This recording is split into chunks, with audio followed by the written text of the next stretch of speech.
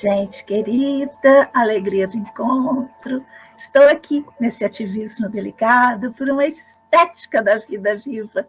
Hoje para o último dia, vamos terminar com ela, maravilhosa Bell Hooks.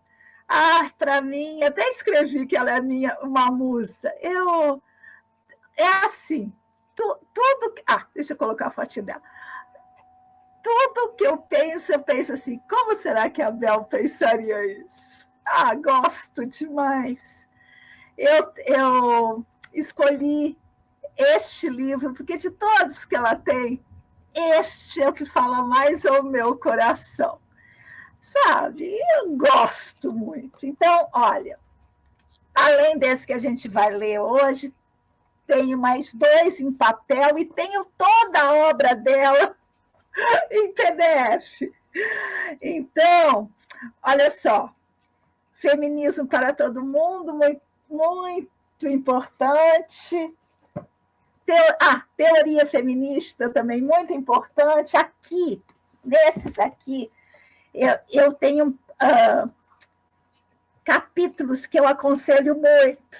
É fácil de pegar na internet, se você tem interesse. Mulheres trabalhando, importante. Outra, aqui, pensando a natureza do trabalho, também importante. São coisas que a gente estuda muito. Por quê? Porque a gente está nas artes manuais, a gente está na casa, a gente está nessa dinâmica de produção de trabalho a partir da casa. Enfim, acaba que a gente estuda. E a sorte de ter uma pensadora como essa, é só inspiração mesmo. Olha só, vou fazer o seguinte. Eu vou ler aqui, depois, mínimos do prefácio escrito pela Silvana Silva, que eu gosto muito. Inclusive, tem um artigo no site da Elefante. É da Elefante ou da Boitempo? É da Elefante. Olha, editoras que moram no coração. A Elefante, a Boitempo, a Ubu, a N1, tem outras. A Claraboia, mais simplesinha, mais caseirinha, mas também. Então, lá no site da Elefante tem o artigo de lançamento desse livro, vale muito a pena ler. É da Silvana Silva. Olha só. Nem sei se está lá, deve estar, né? Essas coisas não saem, faz alguns anos já. Vou ler, então, começando aqui por trás. Vocês fiquem olhando aqui. O que é o amor? Afinal, será esta uma pergunta tão subjetiva, tão opaca para Bell Hooks? Quando pulverizamos o seu significado, ficamos cada vez mais distantes de entendê-lo. Neste livro, primeiro volume de sua trilogia do amor, a autora procura elucidar o que é, de fato, o amor, seja nas relações familiares, românticas e de amizade, ou na vivência religiosa. Na contramão do pensamento corrente, que tantas vezes entende o amor como sinal de fraqueza e irracionalidade, Bell Hooks defende que o amor é mais do que um sentimento, é uma ação capaz de transformar o niilismo, a ganância e a obsessão pelo poder que dominam nossa cultura. É através da construção de uma ética amorosa que seremos capazes de edificar uma sociedade verdadeiramente igualitária, fundamentada na justiça e no compromisso com o bem-estar coletivo. Eu já fiz uma série com este livro e o livro sobre o amor do Rudolf Steiner. Os dois andam juntinhos, sabe? Nessa potência da ação no mundo. Vale muito a pena. Eu nem lembro qual série que foi. Deve ter sido lá no canal Paz e Bem. Vou procurar e resgatar e colocar de novo no ar. Muito bem. Até era um assunto que eu animava de fazer uma continuidade, viu? Se alguém que está vendo isso quiser entrar comigo nessa jornada, me procura. A primeira carta de amor que escrevi foi para você, assim como este livro foi escrito para falar com você, Anthony. Você tem sido meu ouvinte mais íntimo. Sempre vou te amar. Gostoso. Em A Canção de Solomon, há um trecho que diz: encontrei aquele que minha alma ama, me abracei a ele e não o deixarei ir. Persistir, conhecer novamente aquele momento de arrebatamento, de reconhecimento, em que podemos encarar um ao outro como realmente somos, despidos de artifícios e fingimentos, nus e sem inibições. Esse é o comecinho aqui, ó, que a Elefante resolveu colocar. Eu nem ia ler, mas é difícil. É muito difícil a gente evitar ler quando pega o embalo. Olha só, prefácio da edição brasileira, tá? Da Silvana Silva. Olha só um trechinho e algumas frases que eu selecionei dela que eu gosto muito. Ela colocou um título: A prática do amor como potência para a construção de uma nova sociedade. Silvana Silva. Escrever este prefácio em meio à pandemia de Covid-19, vivendo em isolamento social há quase 4 meses, foi um exercício ao mesmo tempo doloroso e libertador. Em certa altura de tudo sobre o amor, Bell Hooks diz que, se não pudéssemos fazer mais nada, se por algum motivo a leitura fosse a única atividade possível, isto seria suficiente para fazer a vida valer a pena. É por isso que a gente encerra com ela. Olha só, eu escolhi o começo e escolhi o fim. As outras foi tudo aleatório. Mas essa frase, ela diz, né, daquela pergunta inicial da nossa maratona: a leitura pode ser um fator de cuidado de si, de promoção de saúde? E aí a Bell Hooks fala, vou repetir, tá bom? Se não pudéssemos fazer mais nada, se por algum motivo a leitura fosse a única atividade possível, isso seria suficiente para fazer a vida valer a pena. Porque os livros podem ter uma função terapêutica e transformadora. Particularmente, não tenho dúvida a respeito disso, pois a leitura sempre teve esse importante papel em minha vida, diz a Silvana Silva, que está prefaciando o livro Tudo sobre o Amor, de Bell Hooks. Alguns textos nos fazem reviver memórias impressas em nosso corpo e espírito, e dessa maneira tem o poder de nos transformar e curar. Nossa, mas eu acredito tanto nisso, gente. Vou ler uns trechinhos aqui dentro, tá? Então, cadê? Aqui. Dessa maneira, Bell Hooks convida as pessoas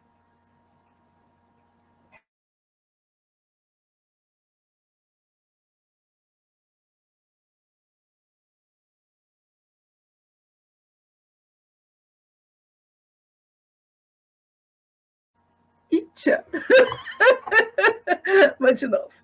Dessa maneira, Bell Hooks convida as pessoas à escolha de viver com simplicidade. Isso necessariamente intensifica a nossa capacidade de amar, nos ensina a praticar a compaixão e afirma nossa conexão com a comunidade. Nossa, o capítulo sobre a comunidade é estonteante. Vamos de novo. Peraí, pulei. Aqui. Bell Hooks diz que precisamos conhecer a compaixão e nos envolver num processo de perdão para nos livrarmos de toda a bagagem que carregamos e que impede a nossa cura. O perdão intensifica a nossa capacidade de apoiar-nos uns aos outros. Fazer as pazes com nós mesmos e com os outros é o presente que a compaixão e o perdão nos oferecem. A autora nos ensina que ser positiva e viver em um estado permanente de esperança renova o espírito e que, quando reavivamos nossa fé na promessa do amor, a esperança se torna nossa cúmplice. Ai, ai. Simplesmente adoro. Muito bem, agora eu vou ler o prefácio que a própria Bell escreveu. Ela mesma prefacia, tá? Eu vou ler o prefácio dela, vou ler todo. Quando eu era criança, tinha clareza de que não valia a pena viver se não conhecêssemos o amor. Quem me dera pudesse dizer que atingi essa consciência por causa do amor que sentia. Foi sua falta, no entanto, que me fez saber quanto ele é importante. Fui a primeira filha do meu pai. Assim que nasci, fui acalentada e tratada com gentileza, de modo a me sentir querida neste mundo e em minha casa. Até hoje, não consigo me lembrar do momento em que esse sentimento de ser amada me deixou. Só sei que um dia eu já não era preciosa. Aqueles que inicialmente me amaram, a ausência de seu reconhecimento e de sua atenção perfurou meu coração e me infligiu uma dor tão profunda que fiquei zonza. O luto e a tristeza me esmagaram. Eu não sabia o que tinha feito de errado. E por mais que eu tentasse, não conseguia consertar as coisas. Nenhuma outra relação curou a dor daquele primeiro abandono, daquele primeiro banimento do paraíso do amor. Durante anos vivi uma vida suspensa, presa ao passado, incapaz de ser o futuro. Como qualquer criança ferida, só queria voltar no tempo e estar naquele paraíso outra vez, naquele momento de arrebatamento do qual me lembrava, em que me senti amada, em que senti pertencimento. Nunca podemos voltar. Sei disso agora, diz Bell Hooks em Tudo sobre o Amor. Podemos seguir em frente, podemos encontrar o amor pelo nosso coração, pelo qual o nosso coração anseia, mas não antes de nos desapegarmos do luto em relação ao amor perdido. Há tanto tempo, quando éramos pequenos e não tínhamos voz para expressar os desejos de nosso coração. Olhando para trás, descobri que todos os anos da minha vida em que eu pensava estar em busca do amor foram simplesmente tentativas de recuperar o que havia perdido, voltar ao primeiro lar, regressar ao arrebatamento do primeiro amor. Eu não estava realmente pronta para amar e ser amada no presente. Ainda estava de luto. Ela é tão gentil, não é?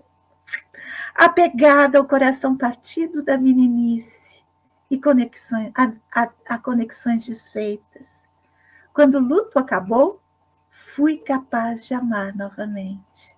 Despertei do meu estado de transe e fiquei atordoada ao descobrir que o mundo em que vivia, o mundo do presente, já não era um mundo aberto ao amor.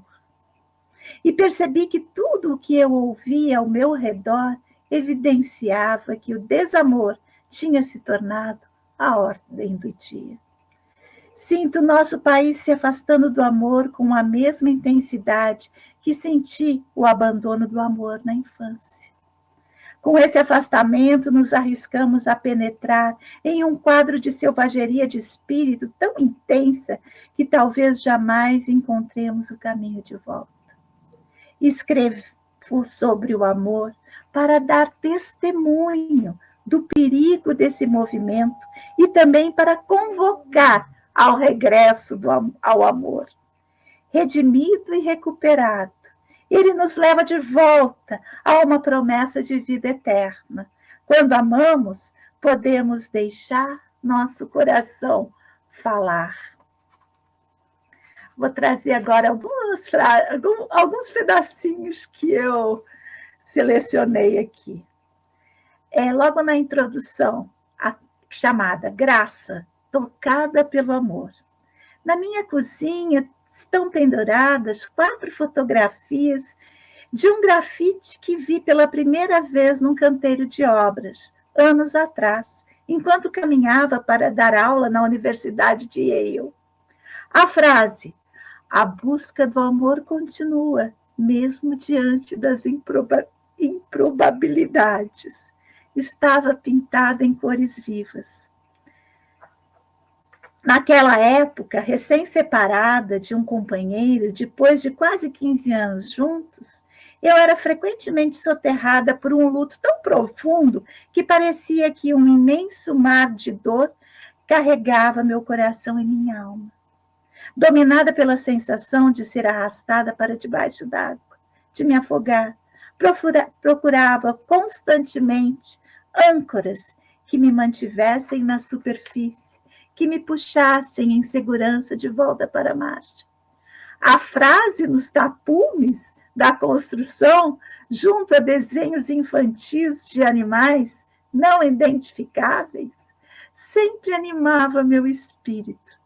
Toda vez que eu passava pelo canteiro de obras, a afirmação da possibilidade do amor se espalhando pelo quarteirão me dava esperança. É tipo assim, o que eu sinto quando leio. Como se o mundo estivesse no lugar. Ela falando, sabe? Do jeito que ela fala, do jeito que ela narra, as coisas que ela vê, como ela interpreta. Sabe? Essa antropologia positiva que ela tem, que ela acredita na gente. Agora eu vou ler alguns trechos. Já não tão animadores, mas ela dá uma volta. É lá no capítulo 7, ganância. Simplesmente ame. Embora vivamos em contato com o próximo em nossa sociedade, inúmeras pessoas se sentem alienadas, excluídas, sozinhas. Isolamento e solidão são causas centrais da depressão e do desespero. São também o resultado da vida numa cultura em que as coisas recebem mais importância do que as pessoas. O materialismo cria um mundo de narcisismo, no qual o foco da vida é apenas comprar e consumir. Em uma cultura narcísica, o amor não pode desabrochar. Abandonados na cultura do eu, consumimos e consumimos, sem pensar nos outros. A ganância e a exploração se tornam a norma quando uma ética da dominação prevalece.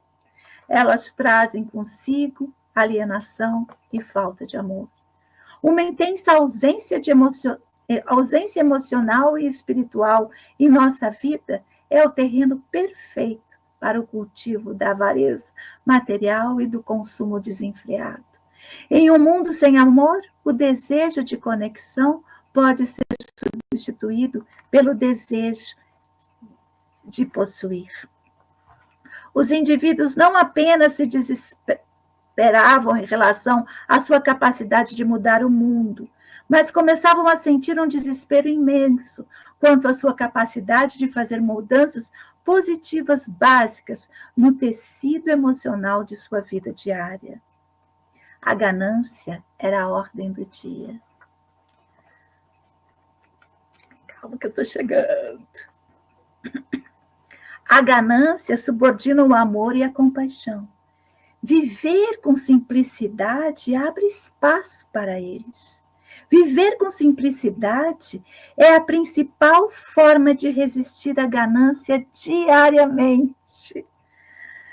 Pessoas de todo mundo estão cada vez mais cientes da importância de viver com simplicidade e compartilhar recursos. Embora globalmente o consumismo tenha sofrido, embora globalmente o comunismo tenha sofrido uma derrota política, as políticas do comum continuam importantes. Todos nós podemos resistir à tentação da ganância. Podemos trabalhar para transformar políticas públicas. Podemos desligar a televisão. Podemos demonstrar respeito ao amor. Para salvar o nosso planeta, podemos parar com o desperdício inconsequente. Podemos reciclar e apoiar estratégias de sobrevivência ecologicamente avançadas. Podemos celebrar e honrar o comunalismo e a interdependência, compartilhando recursos. Todos esses gestos mostram respeito e gratidão pela vida. Quando valorizamos o adiamento da recompensa e assumimos a responsabilidade por nossas ações, simplificando o nosso universo emocional. Viver com simplicidade faz com que amar seja simples. A escolha por viver com simplicidade necessariamente intensifica a nossa capacidade de amar. É como aprendemos a praticar a compaixão, afirmando todos os dias nossa conexão com a comunidade mundial. E depois disso vem o capítulo 8, comunidade, uma comunhão amorosa. Ai, nossa!